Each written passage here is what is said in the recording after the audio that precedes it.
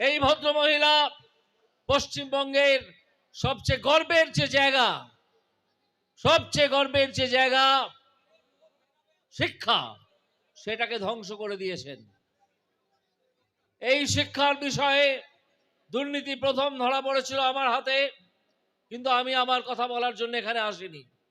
আমি এসেছি ভারতবর্ষের বিচারালয়, ভারতবর্ষের বিচার বিভাগের কথা বলার জন্যে। তারা আবার আমার রায় খতিয়ে দেখেছে। গত পরশু পুরো পরীক্ষাটা বাতিল করে দিয়েছে, যেটা করার সাহস এমনকি আমিও পাইনি। 17 রকমের দুর্নীতি তারা খুঁজে বার করে দিয়েছে, যা আপনারা এর মধ্যেই জানেন। এবং বলেছে যে এই তৃণমূল সরকারের এবং এই যারা চাকরি দেওয়ার দায়িত্বে ছিলেন তাদের অসহযোগিতার জন্যে মুড়ি থেকে মিছরি আলাদা করা গেল না, ফলে পুরো পরীক্ষা ব্যবস্থাটা বাতিল করতে হলো। আজকে যে প্রায় 26,000 প্রার্থী, তাদের মধ্যে যেমন জাল প্রার্থী আছেন, তেমন কিছু উপযুক্ত প্রার্থীও আছেন। তাদের যে সবাইয়ের পরীক্ষা বাতিল করতে হলো, তার জন্য দায়ী একমাত্র এই জালিয়াতদের মুখ্যমন্ত্রী, জালিয়াতদের মমতা বন্দ্যোপাধ্যায়। এই জালিয়াতরা তাকে মুখ্যমন্ত্রী বলে ডাকতে পারেন, ডাকুন, কিন্তু আমরা আজ থেকে আর তাকে মুখ্যমন্ত্রী বলে মনে করি না। তাকে মুখ্যমন্ত্রীর আসন থেকে টেনে আমরা নামিয়ে দিলাম। এই ধরনের জালিয়াত মানুষ পশ্চিমবঙ্গের মুখ্যমন্ত্রী হতে পারে না। পশ্চিমবঙ্গে বহু মনীষী, আমি বলবো হ্যাঁ মনীষী, তারা মুখ্যমন্ত্রী হয়েছেন। আপনারা হয়তো প্রফুল্ল সেনের নাম শুনেছেন। তিনি কখনো নিজের পকেটে টাকা ঢোকাননি। তিনি অবিবাহিত ছিলেন, তারও ভাইপো ছিল। আমরা কলকাতা শহরে থেকে দেখেছি। তিনি ভাইপোর একটি সামান্য ঘরে ভাইপোর দেয়া তিনি তার জীবন শেষ করেছিলেন। আজকে এই মুখ্যমন্ত্রীর ভাইপোকে আপনারা দেখুন। সেই ভাইপোকে আমি নাম দিয়েছি ভাইপো ব্যানার্জি। আপনারা যারা কলকাতায় যান, বহু লোকই যান, হরিশ মুখার্জি রোড, যেখানে হাজরা রোডের ওখানে মিশেছে, সেখানে দেখবেন একটা প্রাসাদের মতো 5 তলা বা 6 তলা বাড়ি। সামনে বহু চাকর বাকর পুলিশ তারা দাঁড়িয়ে পাহারা দিচ্ছে।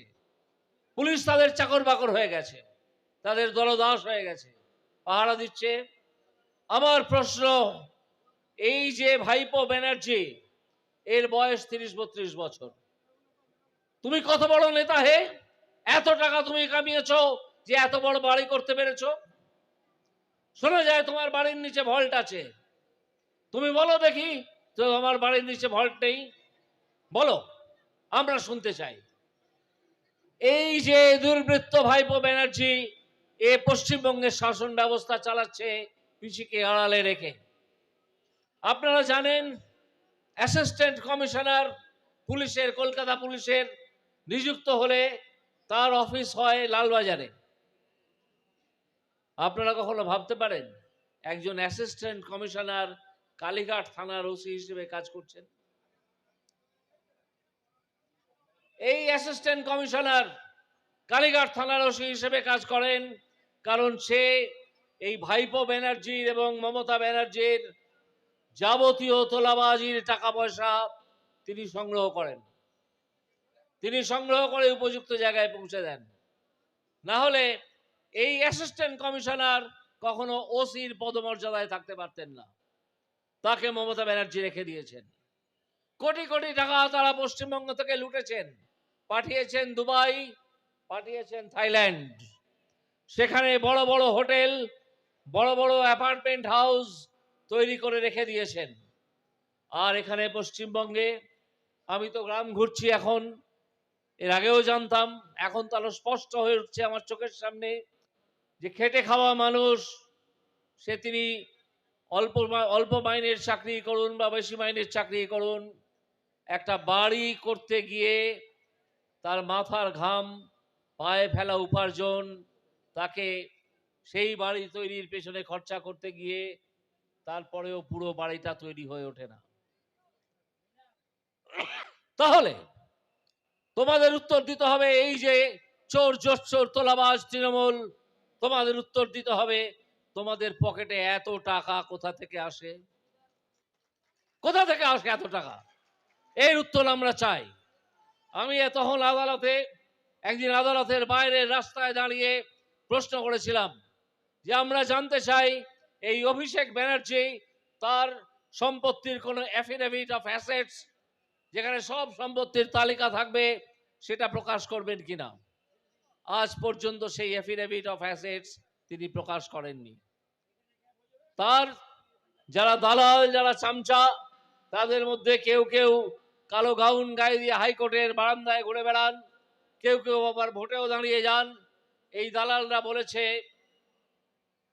যে যে সম্পত্তির হিসেব ইলেকশন কমিশনকে দেয়া হয় ভোটের সময়, সেই সম্পত্তির হিসেব দেয়া হবে। কিন্তু তোমার বেনামে থাকা থাইল্যান্ডের বাড়ি, দুবাইয়ের হোটেল, সেসব কোথায় যাবে? তুমি পশ্চিমবঙ্গের মানুষকে স্বাস্থ্য সাথী কার্ড দাও, তুমি দাও, তোমার পিসি দাও, এই দুজনে মিলে দাও, আর নিজে চোখের চিকিৎসা করাতে চলে যাও আমেরিকার হপকিন্স হসপিটালে। কেন যাও? তাহলে পশ্চিমবঙ্গের চিকিৎসা ব্যবস্থাকে এই রকম জায়গায় তোমরা নিয়ে এসেছো যার উপর তোমার নিজেরই আস্থা নেই। তুমি নিজের চিকিৎসার জন্য চলে যাবে আমেরিকায় বা লন্ডনে, আর পশ্চিমবঙ্গের যারা সাধারণ মানুষ তাদের জন্য রেখে দেবে শুধু পশ্চিমবঙ্গের ধ্বংস হয়ে যাওয়ার স্বাস্থ্য ব্যবস্থা। আপনাদের নিশ্চয়ই এই অভিজ্ঞতা অনেকের হয়েছে যে কোনো সরকারি হসপিটালে গিয়ে মুমূর্ষু রোগীকে নিয়ে যদি একটা ট্রলির খোঁজ করেন, একটা ট্রলির তোলাবাজির টাকা হচ্ছে 300 টাকা। আপনি একটি দালালের হাতে গুঁজে দেবেন, যে দালাল তৃণমূলের সদস্য, আপনারা খোঁজ নিলেই জানতে পারবেন, তার মুখ অনেকে চেনেন এলাকার মানুষেরা, তখনই তো আপনি একটা ট্রলি পেয়ে যাবেন। যখনই আপনি 7,000 টাকা দেবেন, তখন আপনি একটা ফ্রি বেড পাবেন। এর নাম নাকি ফ্রি বেড।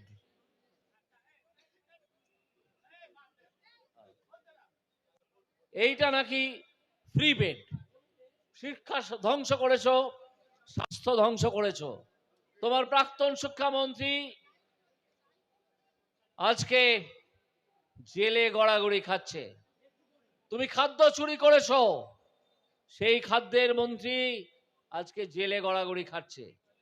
আপনারা মনে করে দেখুন, পশ্চিমবঙ্গের ইতিহাসে স্বাধীনতা থেকে আজ পর্যন্ত চুরির দায়ে কোনো মন্ত্রী, কোনো নেতা জেলে যাননি। তোমরা রেকর্ড স্থাপন করেছো।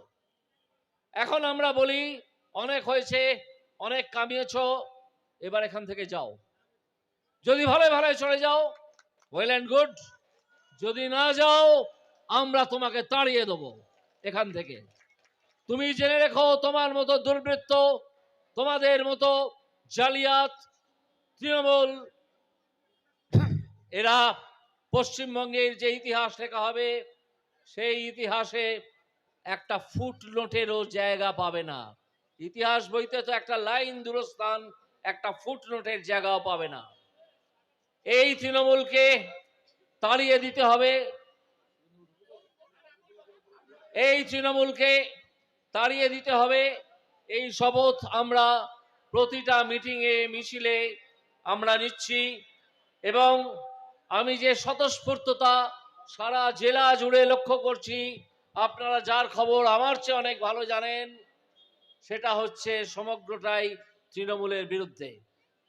এই তৃণমূল দুর্বৃত্তের দল, তোলাবাজের দল, এ নিয়ে আর বিশেষ কিছু বলার নেই, খানিকক্ষণ বললাম।